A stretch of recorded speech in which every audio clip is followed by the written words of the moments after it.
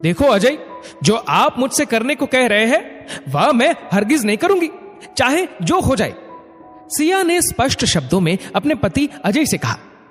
लेकिन बहू, इसमें गलत क्या है? तुम्हारे पिताजी का देहांत हो चुका है, उनकी कोई वसीयत तो है नहीं। अब उनकी संपत्ति में तुम्हारे भाई के साथ साथ तुम्हारा भी तो हक है। वही हक हम तुमसे मांगने को कह रहे हैं। सिया की सांस ने बातों को चाशनी में डुबाकर बोला। पर यह सही बात उसकी मोटी बुद्धि में घुसे तब ना। अजय गुस्से में बोला। सिया के ससुराल में पति अजय, सास विभाजी, ननद अंजलि जिसकी शादी उसी शहर में हुई थी, और एक प्यारी सी बेटी थी। अभी 15 दिन भी नहीं हुए सिया के पिताजी का देहांत हुए। मां का देहांत हुए बरसों हो चुके थे। अब मायके में बस छोटा भाई नवीन और नई नवेली भाभी रागिनी थे। सिया के पिता ने अपनी हैसियत अनुसार दहेज में काफी कुछ दिया था। शादी में पूरे वक्त चिंता में डूबे रहे कि कोई कमी ना रह जाए, पर दहेज के भेड़ियों को तो यह सब भी कम नजर आया। तीज त्योहारों के नाम पर कितना कुछ आता था सिया के मायके से, ताकि उनकी बेटी ससुराल में खुश रहे। उस घर में मैंने अपना पूरा बचपन गुजारा है। मां की ममता, पापा का दुलार उसी घर में मिला है। इकलौते छोटे भाई की कलाई पर राखी भी उसी घर में बांधी है। उस घर का कौन सा हिस्सा बेचकर अपना हिस्सा लूंगी? मेरे भाई भाभी के मन में मेरी क्या इज्जत रह जाएगी? किस मुंह से उसके पास जाकर राखी बांधूंगी? मेरे भाई भाभी सुखी रहे, उनके दिल में मेरे प्रति इज्जत रहे, मेरा मायका बना रहे, और मुझे कुछ नहीं चाहिए। मैं अपने भाई से कोई हिस्सा नहीं मांगूंगी। सिया ने स्पष्ट शब्दों में कहा। तो जाओ, वहीं जाकर रहो। इस घर के दरवाजे तुम्हारे लिए अब हमेशा के लिए बंद है, अजय ने गुस्से में कहा। सिया ने जल्दी जल्दी कपड़े सूटकेस में डाले और बच्ची को लेकर मायके चली गई। विभाजी ने तुरंत अपनी बेटी को फोन लगाया और सारी बात बताई।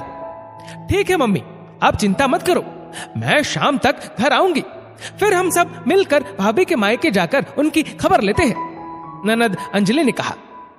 शाम को अंजलि एक बड़ा सा सूटकेस लेकर मायके आती है। गुस्से में माथा पकड़कर सोफे पे बैठ जाती है। क्या हुआ बेटी, तुम्हारे ससुराल वालों ने कुछ कहा क्या? मेरे पति और मेरी सासू मां कह रहे थे कि तुम्हारी मां जीवित है, तो उनके जीते जी वसीयत में अपना नाम भी दर्ज करा लो।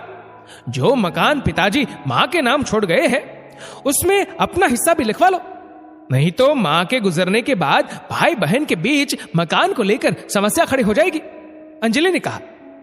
इसमें समस्या की क्या बात है? मां बाप के बाद घर पर बेटे का ही हक रहता है। आखिर मां का ध्यान मैं ही तो रख रहा हूं, अजय ने कहा। एक मकान को लेकर मेरे बेटा बेटी इस तरह लड़ रहे हैं, इससे तो अच्छा होता मेरे पति ने मकान बनवाया ही नहीं होता। विभाजी सोचने लगी। तेरे ससुराल वाले भी कितने लालची है। तेरी शादी में भी तो कितना दान दहेज दिया था। हर तीज त्योहार पर इतना कुछ देते हैं, वह अलग। मकान पर तो सिर्फ मेरा ही हक रहेगा, अजय ने दृढ़ता के साथ कहा। अंजलि के चेहरे पर हल्की सी मुस्कुराहट आ गई।